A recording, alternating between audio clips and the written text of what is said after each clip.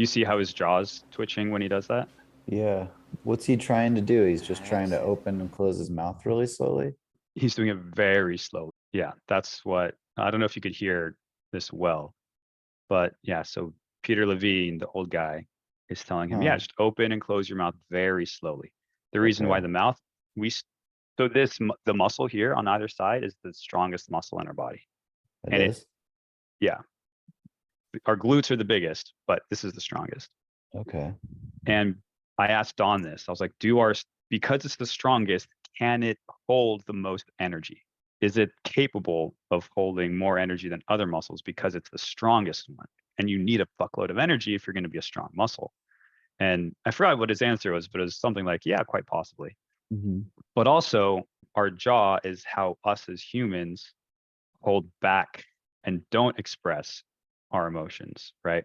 Because we use language for stuff and we don't roar like lions, which we can, obviously, but we don't, right? So we hold back our sounds with our mouth. And so we store a lot of anger and tension in our jaw. This is why people grind their teeth at night. I I used to grind my teeth at night when I was a kid. I don't do it anymore. Nice. Yeah.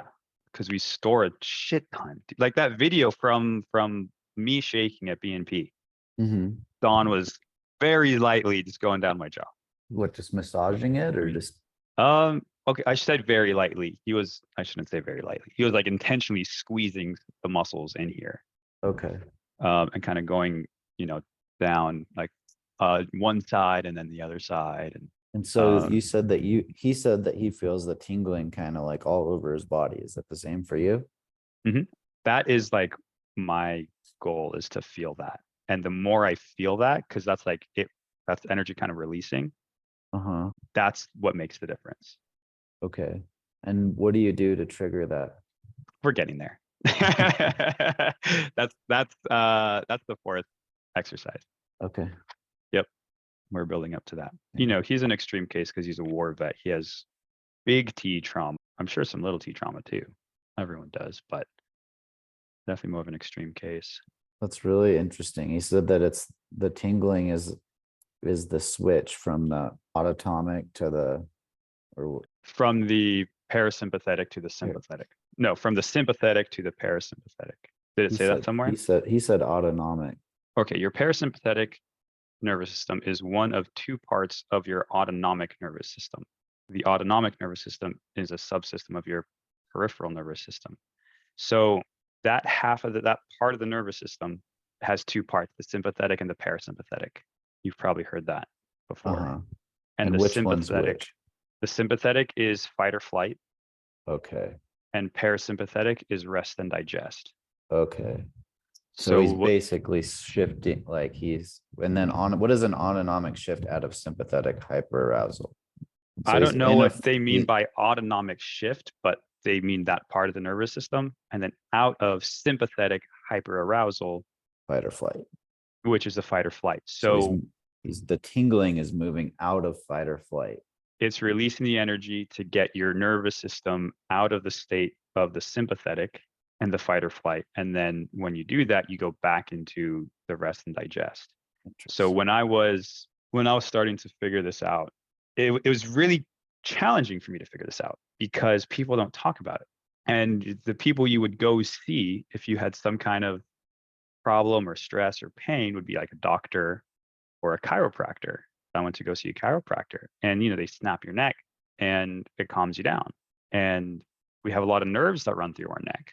And he did it once and my chiropractor said, like, did you feel like your body kind of like relax and perspire? And I was like, yeah, like I feel warmer, kind of like a rush of relaxation. And he's like, yeah, you're snapping into the parasympathetic.